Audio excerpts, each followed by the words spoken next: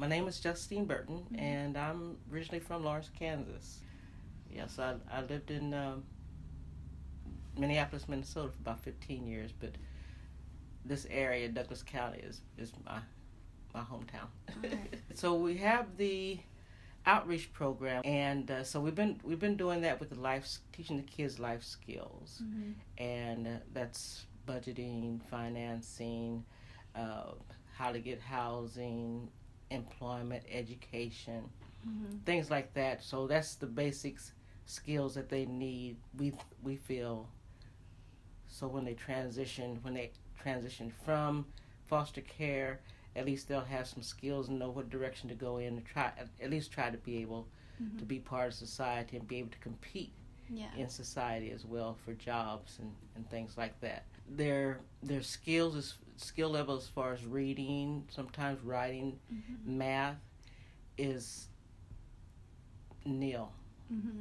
And that's because they are moved so frequently that they don't have time to be in one school until they graduate. So they're just snatched out, moved to somebody's foster care home or something, and then if that doesn't work, then they're snatched and moved someplace else. So for example, I had one young man in here, he had been moved 10 times from the school within a year. Wow. So, and then some of them just kind of sit out until their transcripts catch up with them. So they can't go to school until they get those transcripts. So one kid had to sit out for a whole year before all his transcripts from all these schools he went to caught up to him. So that's difficult for these kids. And so what we try to do is try to give them some kind of idea, because of they are somebody. These kids are invisible to communities. They seem like they have every program really for kids except kids that has aged out of foster care. Those are the ones become homeless. Maybe 6 months, maybe less than that sometimes. Once they age out, they're on the street, they're homeless, they're exploited sexually through human trafficking. They sometimes have sex to get their basic needs met, food and shelter. So, and there's a lot of people out there on the street that are willing to take them in and use them. So it's very difficult. So we try to make them aware of all these things that are going on, and give them an idea of what they need to do and stuff like that. I think, social workers and stuff at the time, and still, I think that they try to do the best that they can. I don't know what would have happened if I'd stayed with our uncle. Kids don't know what's going on. The next thing I know, people's coming to take us out of the home because he was there by himself, and we can't be there with him, and that's the only dad I ever knew. And so they just kind of come and snatched us and took us up here to the old courthouse that sits on 11th and Mass there.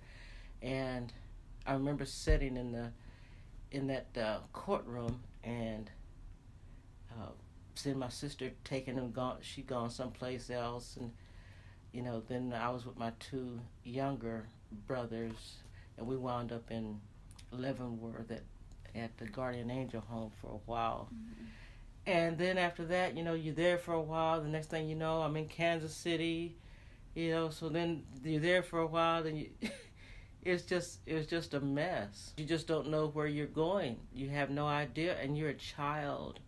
You're a child, and they say you have rights, but you don't have rights, because, you say you don't want to do something, and it doesn't matter, you're gonna have to do it anyway. I think what they need to do is really, oftentimes these kids go into the regular schools, and I see these kids in school, and I call out, ask them, how do you have friends there? They don't have friends because these kids don't understand where they're at, and even though they're 14 or 15, their maturity level is a little bit more than the regular 14 or 15-year-old kids, because they have to fight and have to have survival skills in order to be able to function. So they don't have any, even though they're the same age, they don't have anything in common with these kids. They just have these behavior issues. They do. And so some of them act up in school, and the teachers, they say, well, the teachers don't pay no attention. We just get up and walk out, and they don't care because they don't want to deal with us. And kids are mean and rude, so they talk about these kids. They call them names and stuff. Because some of their clothes is whatever they can find to put on a lot of times. Yeah. And so changing some of that dynamics, I think would help. I also, because it's the education part that's going to get them where they need to go. So I think that's what our governors and our legislatures need to start looking at and starting there. If they want to really try to change the trajectory of this, then that's what they're going to have to do. They're going to have to start at the basic level. My mother, she was our exploiter.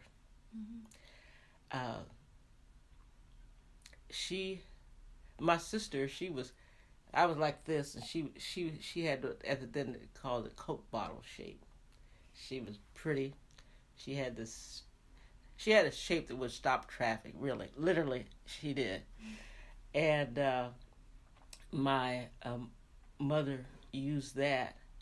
So we lived here for a while. She would take all the money that we would get. I think must have been welfare, and had to be welfare. She wasn't working, and she was an alcoholic, and so she would take all that money every month and go party and drink it off. We sit up in the house hungry and stuff. She would make my sister get dressed, and she had this red straight skirt with a, at the then called bulky knit white sweater, and it just really fit her to a T. And so there was a bar to sit down on 26th and Prospect that she would take Willing to, and so she would make Willing go out in the cars in the parking lot and have sex with these men, and they pay her. That's why she was drinking. She was only 14. She was only 14 years old. That, and my mother, she had a role for each of her kids to do.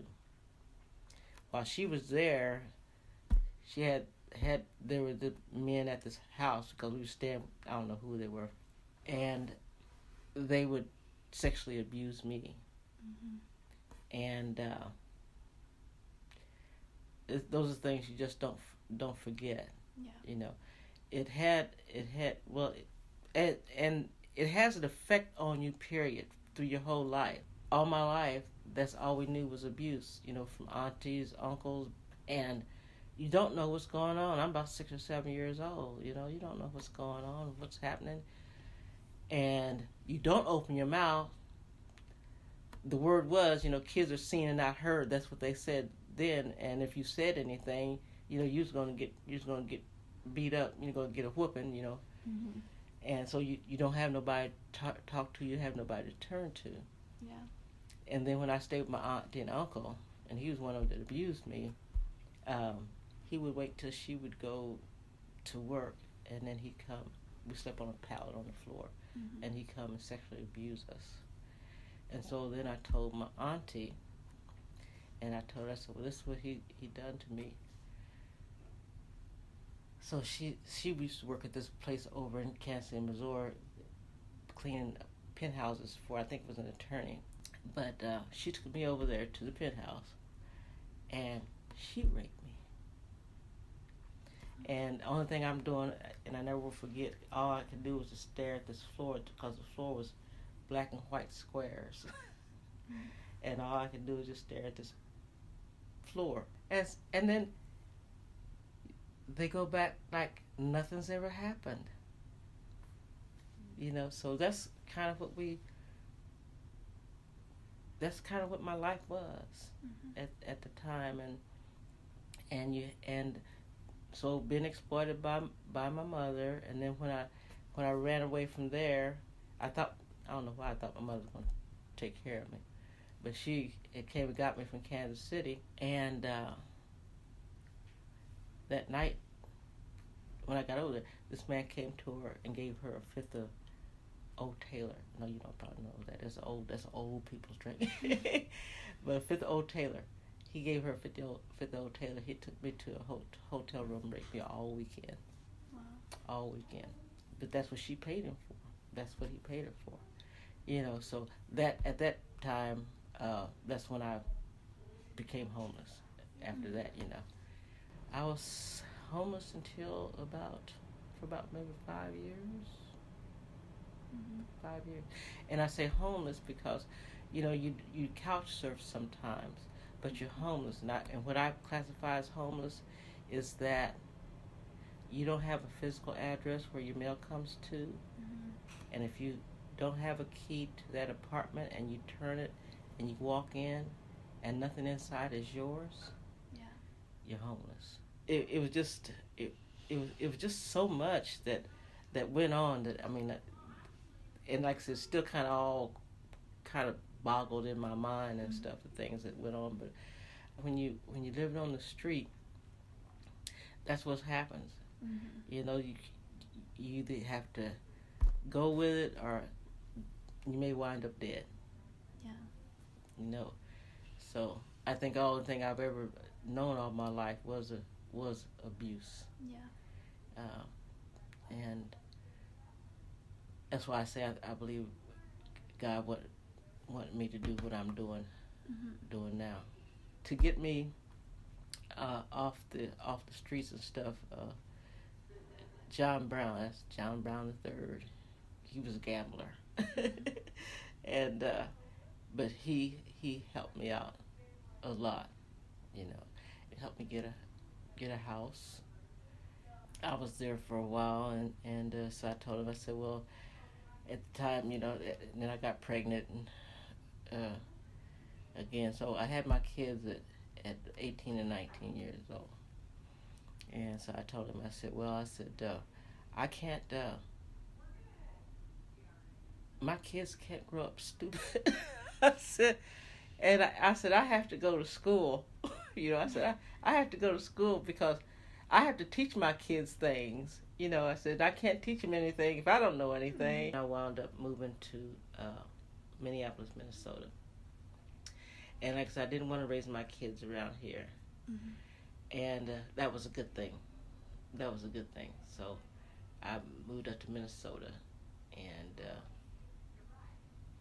I had told myself after I wasn't homeless anymore, and I couldn't be homeless too much longer because I had 2 kids. But I always told myself, I said, I will never, ever be homeless again. My girls, they got their education. They're doing well. They're doing better than their mama, which is a good thing. That's what I wanted them to do. But yeah, I guess that's how I kind of got out of it. I got a job at Honeywell. That's what I started out making, and that was good pay at the time. $4.16 an hour. Honeywell, that was the best paying job in Minnesota. So Honeywell was a good place to start. So I got back here, and I guess I've been here for a while, and then I got married and moved down to Hays, Kansas. And I look at my life and things that have happened, and they were horrible, and I wouldn't wish it on nobody, but I know like the kids that I have in here now, they go through a whole lot. I mean, I'm quite sure, you know, they all have some stories that they could tell. But would I change anything? No. Because if I would change anything, then I wouldn't be who I am today. You know, and I think, and I'm happy. I can honestly say I'm happy. I have big dreams for Stopgap. I wanted to be around for a long time. But like I said, as being a grassroots organization, it's very hard to kind of get the momentum from the community going and stuff like that, you know. So, Yeah. but I'm still going to do it.